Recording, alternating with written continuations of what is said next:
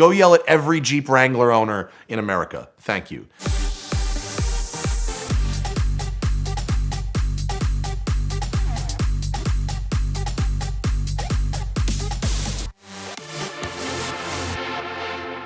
It's certainly become a trend, hasn't it? That things are now safaried.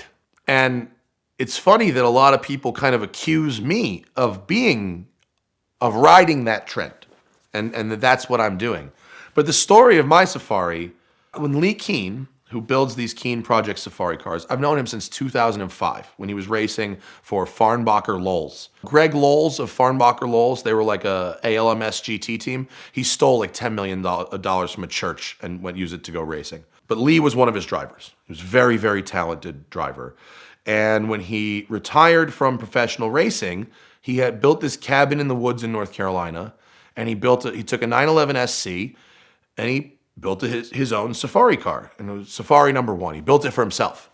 And it was built after the 911 SCRS models of, I believe it's 85, 84, 85. And the idea being that you have not a competition rally car, but you have a 911 that feels like a 911 in a lot of the important ways, but that has some overlanding capability as well, and some light rallying, hooning kind of capabilities. So the cars are really all the same. When you build a Keen car or commission a Keen car, the only things you get to choose are, would you like a 3.0 or a 3.2 engine, an SC or a Carrera, and what color? And what kind of interior fabric would you like? And that's pretty much it. The rest of it is a standard package. And so what they do is, so to back it up, forget what they do. He invited me to go to North Carolina to drive his Keen car on my show, Tuned. This is how far back we're going, bro. So the Safari trend is what, 2-3 years on now? I drove his car in 2014. So that's when I figured out, and you can go watch the video, it's still up. Within 5 minutes behind the wheel of this car, of his car, I knew this was a thing I had to have. Not only one day, this is my next car. Because I had a Raptor, and I liked certain things about the Raptor, the shocks and that kind of stuff, but it was enormous. It was stupid. Nobody needs anything that huge in Los Angeles. It's ridiculous. So I wanted something that would tackle the urban environment that I was in. Yes, I'm in the canyons filming, but on my day-to-day, going to the store, going to work, those roads are terrible. And so air-cooled 911, classic, practical, usable, but also different, off the beaten path, and with its focus shifted a bit. It's important when you're building a customized car, commissioning a customized car, or buying a customized car to be honest about what your needs are going to be for that car. If you're driving around the city all day, you shouldn't buy a GT3 RS. That is not an optimized experience. And if you wanted to buy a classic 911 for use in an urban environment, well, a 4-inch lift is actually kind of practical. It's not so tall that it can't get around a corner. It's got some lean, a little bit of trophy truck lean, but that's part of the charm. It's you trophy trucking out a 911 a little bit is an incredibly charming experience. The body roll is fun. When it rains a little bit, the loose surface, man, I slide entrance ramps like I get the back out. I get low grip surfaces. This thing is killer. And you take it on some dirt, you take it on some sand, and I'm not even kidding. It turns in like a GT3 on dirt. You load up the brakes, you transfer the weight forward, and then just smash it and just slide it out, and it's great. We got a beautiful diff in there. For the last 2 years, it's pretty much been my daily driver. And there's people who will call me a pussy because I don't go to the trails every weekend or something. But the fact of the matter is, I do a lot of driving. And on my days off, that's not really what I like to do. I'm sorry. I have a lightly off-roaded vehicle that I don't take off-road that often. Sue me. Go yell at every Jeep Wrangler owner in America. Thank you. I do go off-road once in a while. It is fun. I have snow tires for it. I take it to Mammoth. It's my ski car. And it's cool. I mean, a guy looking like me, pulling up in a lifted pink Porsche with bus interior, that you look at that and you go, what is going on in this dude's head? And I like creating that type of reaction. when your build is cohesive, but then there's something about it that's like, whoa, what's that? You know what I mean? And I typically achieve that with very loud interior fabrics, which I've done in other cars as well. And I think it's really fun to play with that. And because a lot of people take these cars very seriously, so I don't. But most importantly, it's just a fun little car to drive. And for all intents and purposes, it's just my car.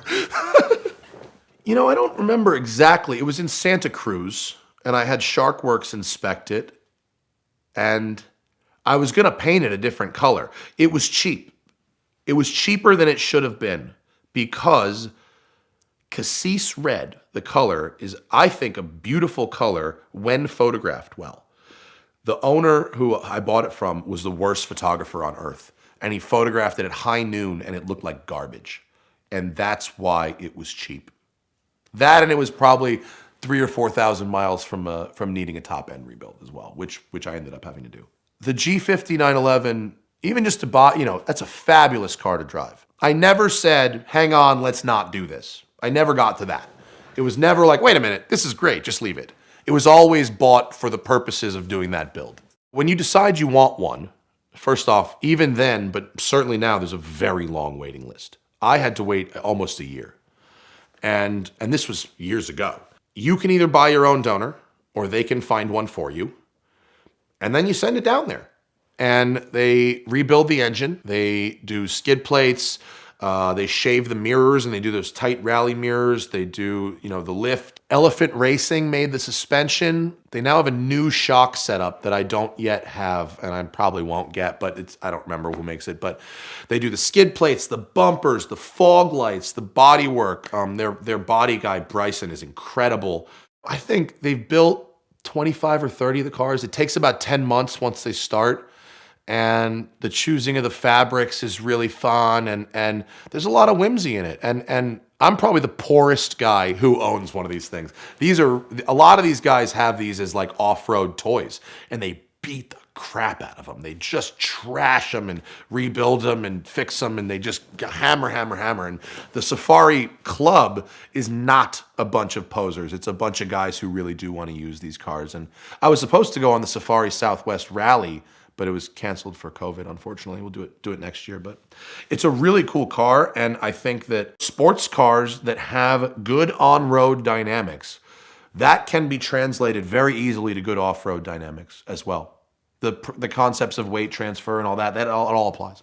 I don't like to use the word forever except about the Vanquish, but it's certainly not the kind of thing I have any desire to sell. Anytime I've tried to, I use the word forever about my Corvette, I use the word forever about my DeLorean, I use the word forever about my Mustang, and none of them lasted. So we're not going to use that word, but I have no intention of selling it. I really do want to keep it. A couple people have made offers on it, but they haven't been nearly enough. I mean, it would take a lot of money to get it out of my hands. I really like it.